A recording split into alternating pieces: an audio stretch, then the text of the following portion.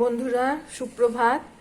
আজকে তোমাদেরকে জলখাবারের জন্য শেয়ার করব আলুর পরোটা।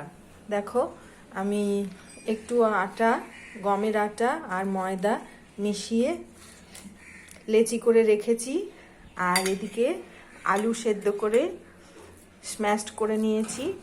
এবার এর মধ্যে যেগুলো দেব একটুখানি কাঁচা সর্ষের তেল, একটু জিরে মশলা, ধনে বাটা, জিরে বাটা মশলা, পরিমাণ মতো নুন, একটুখানি ধনে পাতা বাটা, এখনকার দিনে ধনে পাতাটা খুবই উপাদেয়, আর একটু অল্প করে দেব আদা বাটা, আর একটু পরিমাণ মতো চিনি। তারপর তোমরা দেখতে থাকো।